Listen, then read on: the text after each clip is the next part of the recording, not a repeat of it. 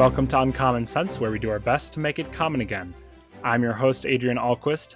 Today I am joined by Crystal Downing, who is the director of the Marion E. Wade Center, which is a research collection of a number of prolific writers such as G.K. Chesterton and J.R.R. Tolkien, C.S. Lewis, and the person we're going to be talking about today, Dorothy L. Sayers. But before we go on, how are you, Crystal? I am fantastic, and I am delighted to be here talking with you because I have enjoyed doing research on the influence of Chesterton on Sayers. And Sayers is my passion. I've written 2 books about her, so I'm just ready to go. Great. That's awesome to hear. Crystal gave a talk at our Chesterton conference this year, and it was amazing. I was running around doing tech stuff, so I didn't really get to hear it, but now we get to talk about Dorothy L. Sayers again and the influence that Chesterton had on her. But before we continue, can you tell us who Dorothy L. Sayers are for people who aren't, as in touch with the literary world? Right. Well, Sayers became famous in the 1920s for her detective fiction, which starred Lord Peter Wimsey as an amateur sleuth. And because her novels became bestsellers, she was one of the founding members, along with Chesterton, of the London Detection Club. And of course, Chesterton was the first president of the club. Sayers was the 3rd president, and she held the presidency until she died, at which time Agatha Christie took over. But her last detective novel was published in 1937 because something amazing happened to her in 1936. And one of the things that I just figured out is that 1936, of course, is the year that Chesterton died.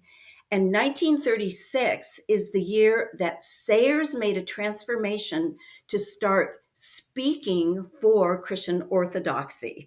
And I have this image of this race where Chesterton's holding a baton and then passing it on to Sayers. Now, Chesterton is kind of going in the race, of course. And Chesterton had girth Sayers had girth as well as Chesterton. But she then became a powerful spokesperson for Christian Orthodox Christianity or Christian orthodoxy after Chesterton passed on. And what's interesting is that after Chesterton died, Sayers immediately sat down and wrote his widow telling her that Chesterton has influenced me in more ways than any other writer I could name. Amazing. Yeah. So I then started exploring all these ways, and I discovered, and I'm so grateful for the Chesterton Society that gave me the chance to do this research and then share it with them, because I discovered things that Sayers scholars don't know about, and I think a lot of Chesterton scholars were surprised by. Wow. Yeah. I mean, because I interviewed Alan C. Duncan on here, and he did the same sort of research about how C.S. Lewis was inspired by G.K. Chesterton. And we Yes. just keep finding these other prolific writers inspired and influenced by Chesterton. And it's Right, because he's right. everywhere. He's just in the background, and we want to make him, in the foreground. We want him in the front. Yeah. Well, this center that I co-direct actually with my husband, who is a C.S. Lewis scholar. Who I want to have on the podcast. Yeah, Yeah. yeah. He and I are delighted to be directing the Wade Center because it started as a collection of C.S. Lewis works, everything written by and about C.S. Lewis. But then the person who started it said, wow, we have to um, also collect people who influenced Lewis. And what's interesting is that only several months before Lewis died, he was asked who are the most important influences on your spiritual life? And he named four. Two of them are specialists on mysticism, and the other two are Chesterton and Sayers. Hmm.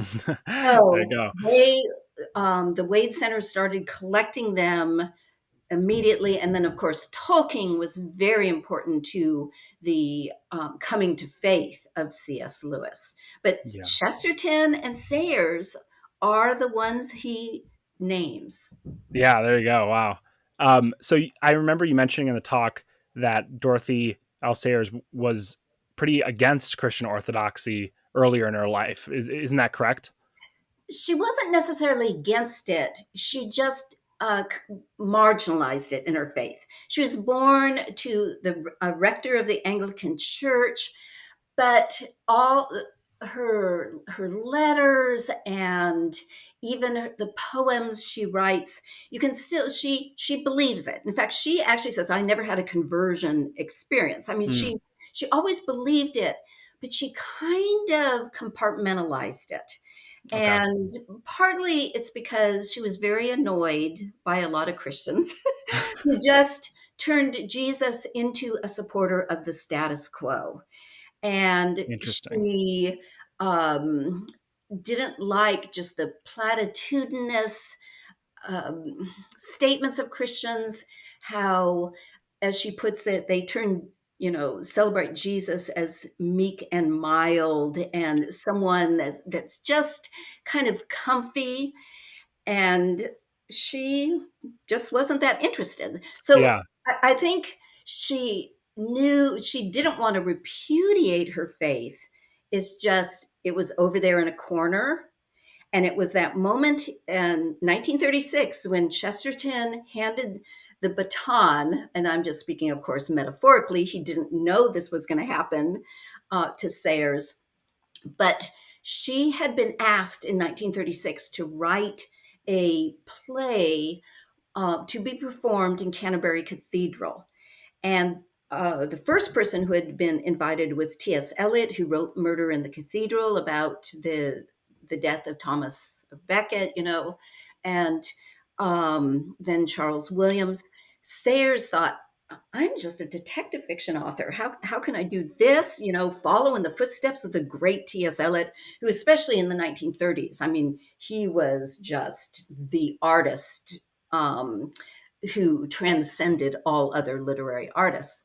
But she took on the position, or she took on the commission, and it forced her to think about the relationship between Christianity, which she knew about because she went to church, Hmm. during her life, the way a lot of people are now. It's just part, kind of pro forma in your life. And integrate Christianity with something that she had become increasingly passionate about, which is the integrity of work. And so here she had compartmentalized her Christianity, and this commission forced her to now bring them together. How is the um, the integrity of work relevant to Christian theology? And so she started studying theology, thinking about it, and she never wrote another detective novel. Oh, This wow. became, or never published another detective novel. This became her passion. Hmm. And she was, as she puts it, people were shocked that this best selling detective novelist is suddenly writing about theology. And that kind of intrigued people. So that developed, and she just got more and more requests to just talk about theological issues. Interesting. Yeah. That makes me think, the thing that she was annoyed at makes me think of, being on the street corner, then someone saying, hey, have you heard of Jesus Christ, your personal Lord and Savior? And that is annoying. It seems so shallow. It's never connected to any other ideas and stuff. And no wonder then that she likes Chesterton, because he brings a whole new breath of fresh air and a new light to Christianity. that you don't see in a lot of other places, and he connects it to all these different ideas. Oh my goodness. Yeah. In fact, she explicitly says in towards the end of her life, she said, I would probably have become a logical positivist. And of course, logical positivists are people who say, no, the only truth in life is that which is empirically verifiable and that can be logically deduced. And of course, that was really big when she and Chesterton were alive in the early part of the 20th century. I would probably be a logical positivist if it weren't for GKC. And she always describes him as GKC. Yeah, yeah, yeah. I remember you saying that in your talk, and how scientists would have a fit nowadays if if they heard that, and things things have to be proven, but no, actually, and in fact, the current scientific theories actually are antithetical to that, because we're dealing with quantum physics and stuff like that, and Yes. it's actually not empirically verifiable. That's what's the joke of it all, is that now we're getting to a lot of speculation, and that's the only way we can go forward, because we Yes. realize we can't know everything and we cannot prove everything. So yeah, it's amazing, and Chesterton knew that, and he had his finger on it. I have another question. Um, you named your talk at the conference "The Surprise of Chesterton." Why did you name it that? And maybe some Chesterton fans will have a guess as to why that is or what it's referring to. But Uh, yeah, why is it called "The Surprise of Chesterton"? yes. Well, I had discovered that in 1951, Sayers was recruited to write an introduction to a play Chesterton wrote about 15 years before, but had never published. It had never been performed. And Chesterton, of course, had been long dead by 1951. And uh, Ward and Sheed thought they should bring out this play. And because Sayers had developed this reputation as now being someone who knew Chesterton, who read Chesterton, who socialized with Chesterton at the Detection Club, and was now doing theology, she could write an introduction to The Surprise. So when the Chesterton Society first asked me to do a talk, I thought I would just explain how the surprise must have surprised Sayers, because there's so much in it that was similar to what Sayers was doing. But then I discovered that someone had already written an article for the Chesterton Review about the surprise. And I decided, okay, I will move on from there about other surprises. And of course, Chesterton was the master of surprise. That for him, the great delight of life is surprise. And his character, Innocent Smith, in Man Alive, is just relishes surprise. So Yeah. I decided to use that as my through line. Yes, she um, wrote the introduction and loved the play. She had never read it before. Well, nobody had really read it before. Um, and but then I wanted to surprise both Chesterton and Sayers scholars with his influences on her that they may not be aware of. Interesting. Yeah, yeah, and I like that approach. It is surprising that this crime writer all of a sudden is writing all this stuff on theology, on Christian theology, and yeah, no wonder. I mean, were there any very negative responses to when she made that transition? Were there a lot? Was there a pushback? Did she encounter any sort of aggression? Well, not at first. People were just more shocked, Mm. surprised. They Yeah. were surprised at Sayers. But again, see, she's just walking in the footsteps of Chesterton, who was constantly surprising people with the way he put Yeah, things. because he did crime. He did crime novels as well, and he Oh, starts oh my writing all this goodness. theology. Oh my goodness.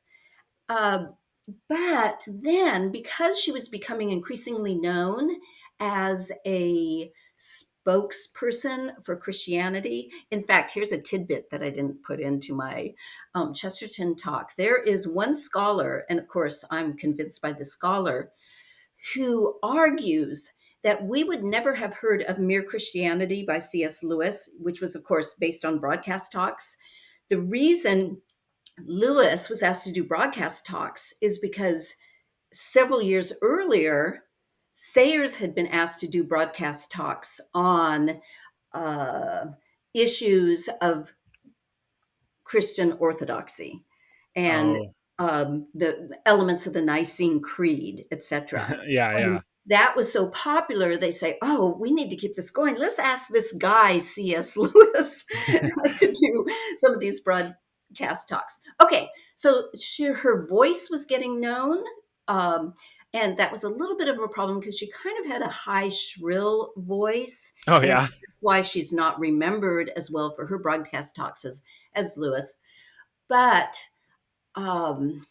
then she had been invited after this Canterbury play that she wrote. It's called Zeal of Thy House. It was incredibly successful, Mhm. and it actually went. It was about um, really an interesting story about an architect who has to rebuild Canterbury Cathedral, but it's just filled with theological assumptions. And so they asked her to write another one. And then BBC Radio asked her to write a Christmas play. And that went over well. But then she was commissioned to write a series of radio plays about the birth, life, death, and resurrection of Jesus. And she, of course, agreed to it. She took it the commission extremely seriously and she was asked in 1940, she spent a year rereading the Gospels in the original Greek. She was a master of languages. She read Josephus, she read church history, Mhm. and wrote up these 12 radio plays. And in 1941, December, the first was ready to be broadcast. And there was a press conference hosted by the BBC where Sayers read from one of her scripts. And what the press discovered is that Sayers did not use King James English. Oh no. Yeah. Yes. And worse, she had some of her disciples speaking slang, which, when you think of it, of course Of they course. spoke the slang of they were working Yeah. class fishermen. Yeah. It makes sense that some of them would speak slang, but Mhm. this is what made the headlines. Some of the slang was American slang. Oh no, I remember that got a huge laugh at the conference. Oh, Like, oh I no. mean, this was headlines. This was the headlines of London newspapers. Plays about Jesus in American slang. I mean, and so in response, the Protestant Truth Society, as well as the Lord Days Observance Society, set up a censorship campaign. They wrote letters to Winston Churchill, to the Archbishop of Canterbury, demanding these plays be taken off the air. They wrote hate mail to Sayers. She got one postcard addressed her, "You nasty old sourpuss."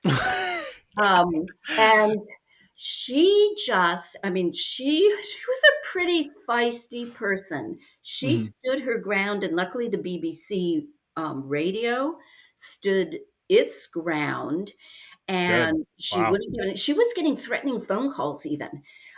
In fact, the controversy was so widespread, it was discussed in Parliament. This woman wrote plays about Jesus not using King James English. Wow. Um, I'm so, glad I'm glad she stood her ground. I mean, oh, nowadays people just roll over and apologize for something they're not sure what they're Right. Right. apologizing for.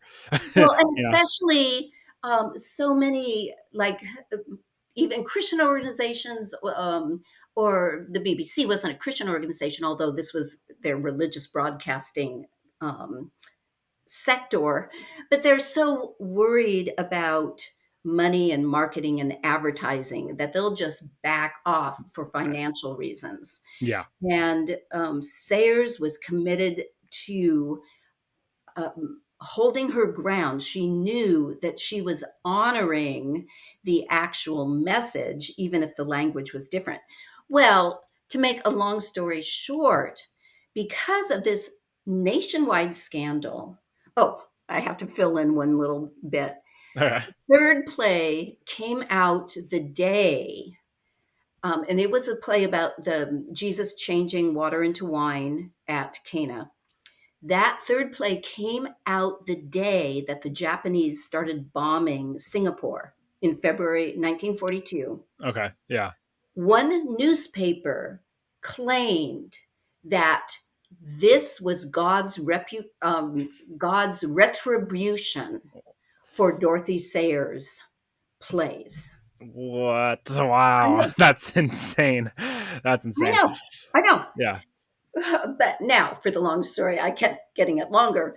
Um, for uh, the end result is that thousands of people who you would never listen to the religious broadcasting channel of BBC radio tuned in because they thought, "Ooh, this is this big scandal. yeah, Ooh, controversial. all Ooh. these Christians are so upset, especially Protestants, that what Sayers called the bibliolatry Hmm. of Protestants, and um, she challenged throughout her life this I this that idolatry of the Bible, and saying, no, we have to go back and look at the original creeds established by the first four ecumenical councils. They're the ones who even created the canon of the Bible. You have Exactly. Yeah. to know about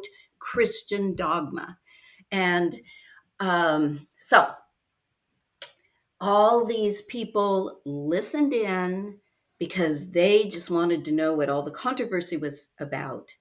And as a result, Sayers got thousands of letters. And the word thousands, she wrote in a letter to C.S. Lewis. And we actually have a photograph of a table at Sayers' house just filled with letters from people saying that they, for the first time in their lives, they understood the gospel message. For the first Amazing. time in their lives, they understood the relevance of Jesus to their everyday slang slinging lives. And for the many saying, I've returned to the church. Many said, I've started reading the Bible on my own, because rather than idolize the word itself, Sayers recognized that the truth does not change. That truth that was established at those ecumenical councils starting at Nicaea in Hmm. 325, and reinforced and worked through to establish that Jesus was both fully God and fully human. That does not change. But the language we use to talk about that truth not only does change, but it must change. Yeah, that's a good point. A lot of people act like it's the opposite. Like the language stays the same, and for a lot of places, truth changes because people you like to change truth to suit themselves, or try to change truth. But Dorothy had it right. It's actually the truth that doesn't change, and language does. Yeah, Yeah, makes that's sense. right. And it was, I had, what prepared me to appreciate what Dorothy Sayers did was an experience when I got my first, I was a um, college professor for a couple decades before my husband and I took on this role to direct the Wade Center. Hmm. And my first job, well, I taught for a while at UCLA, but my first tenure track job was at a Christian college in central Pennsylvania that was Anabaptist. And here I was, this California girl. I had never even heard of Anabaptists before. And the Anabaptists are the tradition from which the Amish and Mennonite come. So it's a very different Christian tradition. Hmm. But I was sitting in chapel one day, and one of my colleagues was talking about a Mennonite man of God. This was like within 3 or 4 weeks after I arrived on campus, moved all the way from California to Pennsylvania. And in chapel, the speaker said a Mennonite man of God was asked, "Are you a Christian?" And I was sitting there thinking the ways that I, as what one of my colleagues calls growing up a fundagelical, this kind of very fundamentalist Protestant Christianity, Yeah. I thought of how I was trained to answer that question. Well, I asked Jesus into my heart when I was 8 years old and I was born again. And it's kind of like, deal done. You just do that. You're going to heaven. Nothing else Yeah. required. Um, Yep. and then I heard the speaker finish his statement. So the Mennonite man of God answered the question, "Are you a Christian?" with "Ask my neighbor." Mm. And I almost fell off my chair because I realized I had made words into idols. That unless you spoke these particular words, and this is, and one of um, the flaws that Protestants can fall into, the idolatry of words. And so they'll criticize Catholics for, oh, well, they have statues, but they have just as much. They have idols. It's just different kinds of idols. Statues of words. Yeah. Yeah, Yeah. exactly, exactly. This just broke things open for me and recognized how I had done something when I went to grad school similar to Sayers, where I kind of compartmentalized my Christianity over here and then was doing all the sophisticated theoretical work um, for my PhD. So Sayers, when I read about what Sayers had done, I just recognized and I saw the influence of Chesterton Hmm. because Hmm. he is often changing up language. He's just creating these amazing metaphors that make you just think in radically new ways about the unchanging truth. Yeah. So that's where I see him just having so much power on her, and those thousands of people who um, came to Christ as a result of her plays and the controversy over the plays. I mean, Chesterton was a part of that. Hmm. This argument about how language changes is actually a good argument for us to use for why we made the orthodoxy the American translation, because we got a lot of pushback from that. Mhm. I mean, a lot. Quote. It wasn't. We could handle it. We weren't going to apologize, for example, on air. But we did get pushback. I was making membership calls and I was asking people to renew, and someone was saying that she's not going to renew because of the abomination that is orthodoxy, the American translation.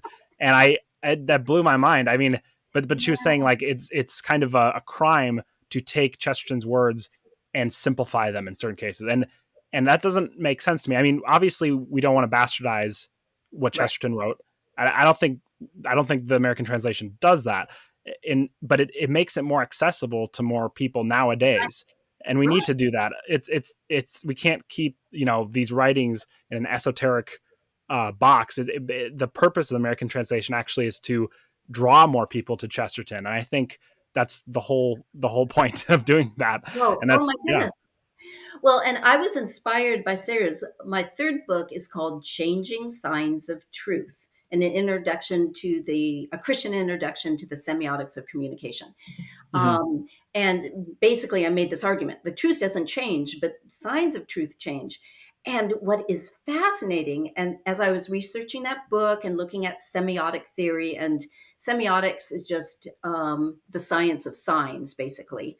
Hmm. But many secular theorists credit Augustine for being the first semiotician, Oh, interesting.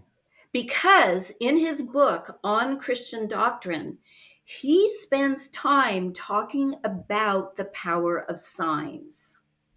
And he somewhat alludes to, and he calls signum data, signum naturans, in the Latin. And he challenges Christians to be much more thoughtful about the fact that, yes, the truth is made up of signs. And if you start absolutizing the signs rather than the truth they're pointing to, you've missed the whole Yeah. boat. Yeah. That's exactly, yeah. And it's really interesting how Dorothy was a skilled translator, and so she understood this all. And it was, I bet it was really hard to even get her on a point and argue with her, because she was the expert translator, not the person she was arguing with. And Yeah, yeah, because she translated Dante, right? It's Dante that she. she did. She Yeah. did. And though her translations didn't hold up that well, they were uh, tied to more verbal paradigms of the 50s. Hmm. There are many professors today who still teach the essays that Sayers wrote about Dante and the notes she put into her translations. So, Cool. yes, she thought about the power of language. And her translation was valuable. She was doing for Dante kind of what she did for Man Born to Be King, this series of radio plays that caused so much controversy, um, because she wants people at the time to understand the truth that Dante is pointing to, rather than get obsessed with, Yeah. oh, I can't believe you use that, particular paradigm. Yeah. But part of it is people just want to hold on to what they're comfortable with, which is a bit ironic when you look at Jesus, who was getting people mad at him all the time because he was challenging those who hold on to tradition for the sake of tradition rather than for the sake of truth. Yeah. And there's a Absolutely. big difference there.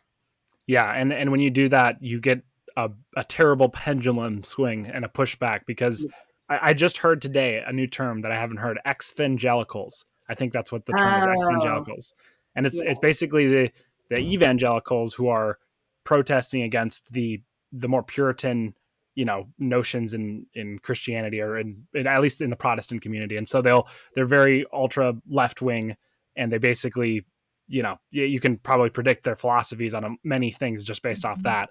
um but that's what you get if you're too traditionalist, and you don't understand the point. You just go for after the science. Yeah. Yeah, right.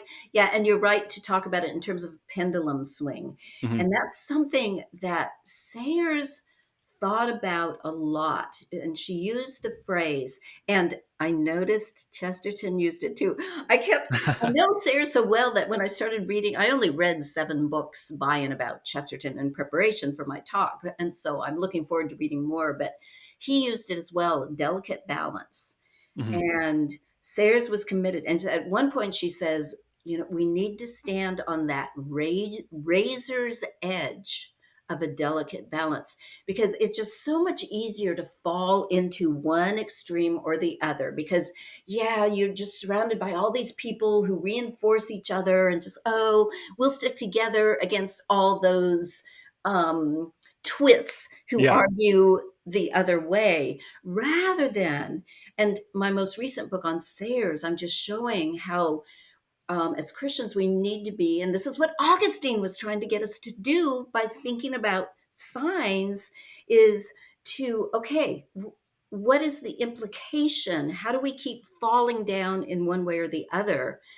And it's a Yeah. tightrope act. It's I not absolutely easy. agree. Yeah. And what's frustrating sometimes is people on either side of the razor will accuse you of being on the other side of Yes. razor. That you're already on the extreme. And usually when you're being accused of that on both sides, you're probably in the right place. I think that's a pretty safe bet at that point. And that's usually what we get accused of. That's what Chesterton was accused of. That's what we are at the Society of G.K. Chesterton is always accused of. Always accused of. Yes. And on both Yes. sides. Yeah. I actually make that point in my Changing Signs of Truth that if you're getting attacked from both sides, you're probably doing something right. Yep.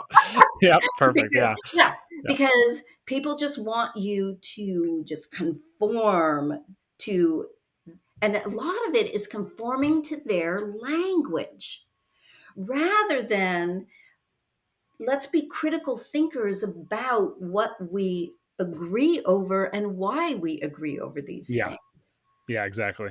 Yeah. Well, before we wrap up, I also want to mention I want to plug your podcast, the Marion Wade Center podcast, Wow, thank you. because I listened to my dad on your podcast, and That was a we great podcast. oh yeah, he was great. Yeah, it was awesome. But yeah, I encourage people to go look at that. I'll put a link in the YouTube description. But Thank you. yeah, Crystal, is there anything else you want to mention before we wrap up? No, it's just a delight. And I'm so grateful that the Chesterton Society has gotten me into reading Chesterton. I needed to know more about this. And I do also want to say I'm so impressed with the Chesterton Academies and their commitment. And of course, we learned about them at the Mhm. conference. Um, their commitment to education that keeps students on this razor, the delicate balance by teaching them critical thinking, but also the arts. Yeah. I mean, it's just so important. So Yeah, it's thank you. just a I delight. am very inspired by the schools network. I came out of Chesterton Academy, came out of the flagship school, and I've always wanted to repay them. So that's partly Uh, why I'm here. Yeah, yeah, yeah. yeah. Well, Well, thank you. yeah, thank you. Thank you for being with us today and lending some of your wisdom on Dorothy L. Sayers. It's been great. So thank you. Thank you all for listening. Until next time, help us to make uncommon sense more common.